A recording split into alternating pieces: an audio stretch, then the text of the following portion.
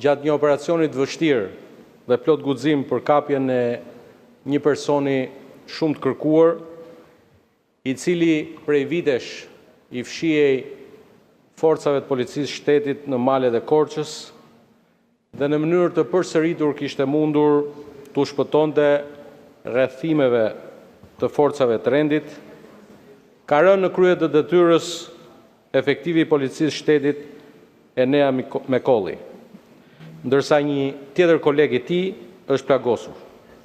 Autori pasi ka hapur zjarr ndaj forcave të policisë shtetit, ka mbetur i plagosur dhe është vënë në pranga nga policia e shtetit. Zonja Zotrin deputet, dashur qytetar shqiptar, rëndësia e detyrës që mbart uniforma e policisë shtetit duhet ta bëjnë shoqërinë të reflektojë në marrëdhënien, sjelljen dhe respektin ndaj punonjësve të policisë. Policia i ka shërbyer dhe i shërben vetëm me devotshmëri adeut dhe qytetarëve. Përplaset çdo ditë me kriminale keqbërës, policia e shtetit ka derdhur gjak në emër të misionit dhe të betimit të saj. Gjaku i policisë shtetit është gjaku i vetë shtetit. Kush ngre dorë kundër punonjësve të policisë, ka ngritur dorë kundër shtetit.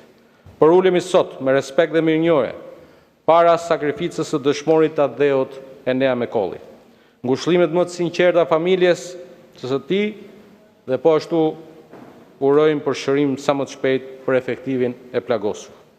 Drejtësia duhet veprojë me forcën e vet maksimale dhe dënimin maksimal ndaj autorit, ndërsa mirënjohja dhe respekti ynë shkon për policinë e shtetit, e cila çdo ditë, sikurse dhe gjatë natës së mbrëmshme, përballet me rrezikun në shërbim të qytetarëve dhe të ligjit.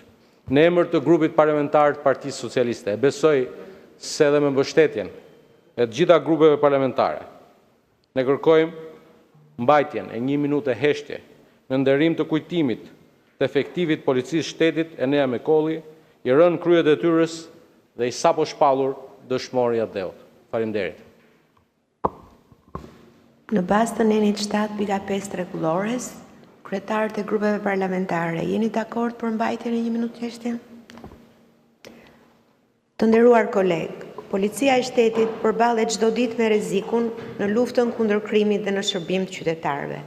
Rënja e një efektivi në krye të detyrës është humbje për familjen, për policinë e shtetit dhe për vetë shtetin shqiptar. Në këto momente, shprehim respektin dhe mirënjohjen më të lartë për sakrificën e tij, si dhe solidaritetin ton për efektivin e plagosur, duke i uruar shërim të shpejt në emër të Kuvendit të Shqipërisë, ju njoftoj të mbajmë 1 minutë heshtje.